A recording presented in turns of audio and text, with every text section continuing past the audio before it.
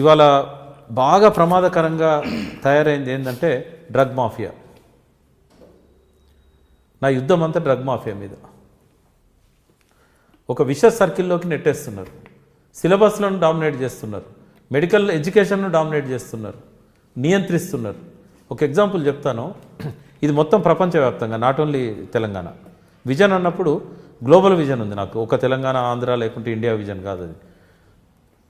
80% గుండె జబ్బులను ఒక్క పరీక్ష ద్వారా నిర్ధారించి 10 పైసల మాత్రలతో తగ్గియవచ్చు. ఇవాళ చాలామంది రాత్రి బాగుంటున్నారు, పొద్దున్న లేచేసరికి చనిపోతున్నారు. గుండె జబ్బులను నిర్ధారించడానికి టెస్టులు రాస్తారు కార్డియాలజిస్టులు. అలా 2D ఈకో రాస్తారు, లిపిడ్ ప్రొఫైల్ రాస్తారు, TMT టెస్ట్ రాస్తారు. కానీ హోమోసిస్టిన్ లెవెల్స్ రాయరు. హోమోసిస్టిన్ లెవెల్స్ తెలిసినాయి అనుకోండి పెరుగుతున్నాయని, ఒక బి కాంప్లెక్స్ టాబ్లెట్తో తగ్గించవచ్చు. బి కాంప్లెక్స్ టాబ్లెట్ 10 పైసా. కానీ వాళ్ళకి 40,000 ఇంజక్షన్ అమ్ముడు పోవాలా, రోగం ముదిరాలా, స్టంట్స్ అమ్ముడు పోవాలా. మొత్తం భ్రష్టు పట్టిపోయింది మెడికల్ సిస్టమ్ అంతా. డాక్టర్లను ట్రైన్ చేసేటప్పుడు న్యూట్రిషన్ గురించి చెప్పరు.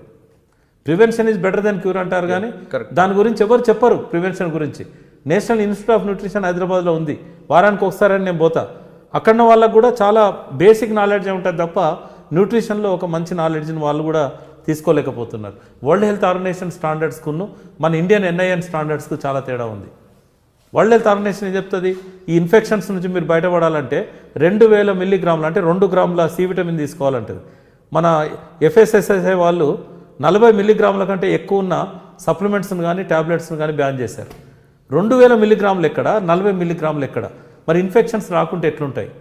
2000 మిల్లీగ్రాముల సి విటమిన్ తీసుకున్న వాళ్ళకి, అది కూడా న్యాచురల్ సప్లిమెంట్ లేదా ఫుడ్ ద్వారా, వాళ్ళకి క్యాన్సర్ రాదు, వాళ్ళకి ఇన్ఫెక్షన్స్ రావు.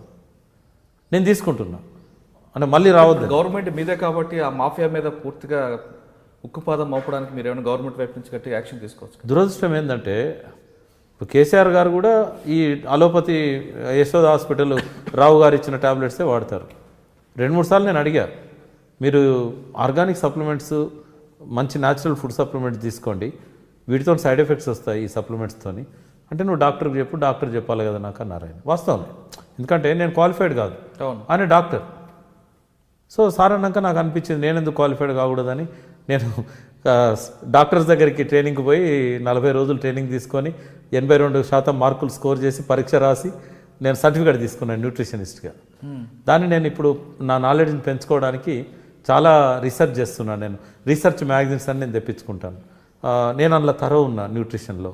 ఆ స్టాండర్డ్స్ని మనం చెప్పినాం అనుకోండి ఎవరికైనా, కేసీఆర్ గారికి కానీ, సెక్రటరీలకు కానీ, హెల్త్ మినిస్టర్కి కానీ, వాళ్ళకి అర్థం కాదు. అది డాక్టర్ చెప్తేనే అది వేదం, శంకులో పోస్తేనే తీర్థం.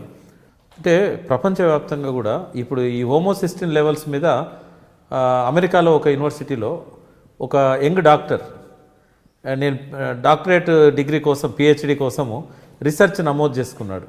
ఎప్పుడైతే ఆయన హోమోసిస్టిన్ లెవెల్స్ మీద రీసెర్చ్ మొదలుపెట్టిండో ఆయనను యూనివర్సిటీ మేనేజ్మెంట్ మీద ఒత్తిడి తీసుకొచ్చి ఈ డ్రగ్ మాఫియా ఆయనను సస్పెండ్ చేయించింది, కాలేజీ నుంచి రెస్టిగేట్ చేసింది.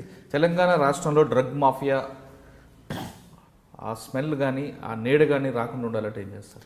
సాధ్యం కాదు, ఎందుకంటే ఫార్మా సెజ్ పెడుతున్నారు కేసీఆర్ గారు. రెండవది ఏంటంటే ప్రపంచానికి ఫార్మా రాజధాని హైదరాబాద్గా డిక్లేర్ చేశారు. అంటే కొంతకాలం దాకా తప్పదు, ఎందుకంటే ఇక్కడ వ్యాపారం అవసరము. ఎక్కడనో ఒకడైతే తయారు చేస్తారు కదా మందులు, ఇక్కడ మనం వద్దంటే వేరే కాడ తయారు చేస్తారు. ఇది పోరాటం అంటే ఇది ప్రభుత్వాలకు సంబంధించింది కాదు ఇది. ఎందుకంటే మన ప్రభుత్వం గురించి నేను చెప్పను, కానీ ప్రపంచంలో అన్ని ప్రభుత్వాలు కూడా, ఈవెన్ అమెరికా ప్రభుత్వం కూడా డ్రగ్ మాఫియా ఇచ్చే డబ్బుల మీదనే ఎలక్షన్స్ విషయంలో ఆధారపడతాయి. అది భారతదేశంలో ఏ పార్టీ అధికారంలో ఉన్నా, ట్రంప్ అయినా, హిల్లరీ క్లింటన్ అయినా, రేపు ఒబామా మిస్సెస్ వచ్చినా కూడా ఎవరైనా డ్రగ్ మాఫియా ఇచ్చే డబ్బుల మీదనే ఆధారపడతారు. అమెరికా సెనేట్నే వాళ్ళు శాసించే స్థితిలోకి వెళ్ళిపోయారు. అయితే దీన్ని వాళ్ళతో పోరాటం చేయడం ద్వారా మనం పరిష్కారం చేసుకోలేము, ఎందుకంటే వాళ్ళ శక్తి ముందు మనం చాలా చిన్నది. ప్రజల్లో చైతన్యం తీసుకొస్తా. ఎగ్జాక్ట్లీ ఫస్ట్ ఏం చేయాలంటే ఆర్గానిక్ కూరగాయలు తినాలి అనే వైపుగా, ఈ కెమికల్స్ మంచిది కాదు, పెస్టిసైడ్ మంచిది కాదు అనే వైపు నుంచి స్టార్ట్ చేసి ఈ డ్రగ్స్లలో ఉండే సైడ్ ఎఫెక్ట్స్ మీద ఒక చైతన్యాన్ని తీసుకురావాలి. ఇది NGOలు, మీడియా, మాలాంటి వాళ్ళు చేయాల్సింది. ఇది కేవలం కేసీఆర్ గారు ఇంకొకరు ఫార్మాను ఆపేస్తే ఆగేది కాదు. ఇది ఇక్కడ ఫార్మా వద్దంటే డ్రగ్స్ అయితే రాకుంటుండవు, డాక్టర్స్ రాయకుండా ఉండడు. మీరు ఒక డాక్టర్ దగ్గర పోయినప్పుడు మీకు పరిచయం ఉన్న డాక్టరు మీ దగ్గర కన్సల్టేషన్ ఫీజు తీసుకోడు. మీరు సంతోషపడతారు, అందరికి చెప్తారు ఈ డాక్టర్ నాకు స్నేహితుడు, మీ మిస్సెస్ కూడా ఆనందపడుతుంది పోతే. డాక్టర్ తీసుకోడు, కూల్ డ్రింక్ ఇస్తాడు మీకు. బట్ డాక్టర్కి ఎన్ని రకాల ఇన్కమ్ ఉంటుందో నేను మీకు చెప్తాను. ఆయన రాసే ప్రిస్క్రిప్షన్ మీద ముందు డయాగ్నాస్టిక్ రాస్తాడు, అవసరం లేని పరీక్షలన్నీ రాస్తాడు. అక్కడ కూడా డిస్కౌంట్ ఇస్తారని చెప్తారు. 35%. విజయ డయాగ్నోస్టిక్ వాళ్ళు కూడా మొన్నటిదాకా 35 ఇచ్చారు, ఇప్పుడు ఏదో తగ్గించారు. ఏ ల్యాబ్ కానీ డాక్టర్స్కు 25 to 35 ఇస్తుంది. వాళ్ళ పేరు మీద అకౌంట్ ఉంటుంది, మీరు ఇట్లా పే చేయగానే వాళ్ళ అకౌంట్లోకి వెళ్ళిపోతాయి. నెలకోసారి వాళ్ళ అకౌంట్లో జమ చేస్తారు. సెకండ్ ఏం తెలుసా, మందులు రాస్తాడు కదా, అక్కడ మెడికల్ షాప్ వాడు ఆ మందుల మీద ఏదైతే తీసుకుంటాడో అందులో డాక్టర్ వాటా ఉంటుంది. చాలామంది డాక్టర్స్ పేషెంట్ కూడా 10% డిస్కౌంట్ ఇస్తున్నాడు కదా. పేషెంట్కి 10% ఇస్తాడు, బట్ ఇక్కడ ఎక్స్ప్లాయిటేషన్ 400% ఉంది. 400%లో 10% ఎంత? అక్కడ డాక్టర్కు మామూలు పోతుంది. ఇంకోటి తెలుసా మీకు, ఈ ఫైజర్ కానీ పెద్ద కంపెనీస్ కానీ ఏ కంపెనీస్ అయినా చిన్నవి కానీ పెద్దవి కానీ వాళ్ళ కంపెనీకి మందులు ఒక సంవత్సరంలో ఎంత వ్యాపారం జరిగిందో ఆ డాక్టర్ ద్వారా ప్రతి ప్రెస్క్రిప్షన్ అక్కడ రిజిస్టర్ అవుతుంది కంప్యూటర్లో. మెడికల్ షాపులు అన్నిటి నుంచి గ్యాదర్ చేస్తారు, చేసి ఆ డాక్టర్ ఎంత బిజినెస్ ఇచ్చాడో దాని మీద ఇవాళ వచ్చిన వోక్స్ వ్యాగన్ కార్లు కానీ BMW కార్లు కానీ, తర్వాత ఈ మధ్యకాలంలో అసలు రేవ్ పార్టీలు డాక్టర్లకు విల్లాస్లల్లా, మన సిద్దిపేట అంటే గజ్వెల్ నియోజకవర్గ డాక్టర్లది. అంటే ఇప్పుడు పోలవరం దగ్గర షిప్లో తీసుకుపోయి, ఆ తర్వాత సింగపూర్ మలేషియా తీసుకుపోయి నేకెడ్ డ్యాన్స్లు. అంటే ఎట్లా వీళ్ళను ఇచ్చేస్తున్నారంటే వీటి కోసం ఇప్పుడు నిజామాబాద్లో డాక్టర్స్ రాసినన్ని మందులు కానీ ప్రిస్క్రిప్షన్ కానీ ఈ ల్యాబొరేటరీ టెస్టులు కానీ ప్రపంచంలో ఎవరు రాయారు? ఇవన్నీ అవసరం లేదు వాస్తవంగా. ఎందుకంటే నాడి బట్టి చెప్పేవాడు ఏం జరిగింది అనేది. దాన్ని కిల్ చేశారు ఆయుర్వేదాన్ని. యునాని, సిద్ధ, ఆయుర్వేద, హోమియో, అలోపతి ముందు ఇవన్నీ మంచి. అలోపతి మంచిది కాదన్న డాక్టర్లు నన్ను తప్పట, కానీ క్రిటికల్ స్టేజ్లో తప్పనిసరి అయితే తప్ప అలోపతి దగ్గర పోకూడదు. ప్రివెన్షన్ మీద ఆలోచించాలి. కానీ దురదృష్టం ఏంటంటే ప్రపంచంలో ఏ మెడికల్ సైన్స్లో కానీ సిలబస్లో ఒకటే ఒక బుక్ ఉంటుంది ప్రివెంటివ్ మెడిసిన్ మీద, సోషల్ అండ్ ప్రివెంటివ్ మెడిసిన్. అది ఆ బుక్ చదివినోడు 5 ఏళ్ళు ఎన్నడూ కూడా న్యూట్రిషన్ గురించి నేర్చుకోలేడు. అది ప్రాక్టీస్ కూడా చేయలేరు వాళ్ళు.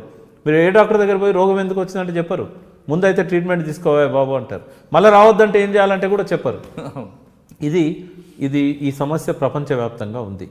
మనం డ్రగ్ మాఫియాను ఎదుర్కోలేం, కానీ ఇది ప్యారలల్ సంస్కృతిని పెంచుకుంటూ పోవడం వల్ల న్యాచురోపతి, న్యాచురల్ రెమెడీస్ పట్ల, ఈ న్యూట్రిషన్ పట్ల అవగాహన పెంచుకుంటూ పోవడం వల్ల అది తగ్గుతూ ఉంటుంది.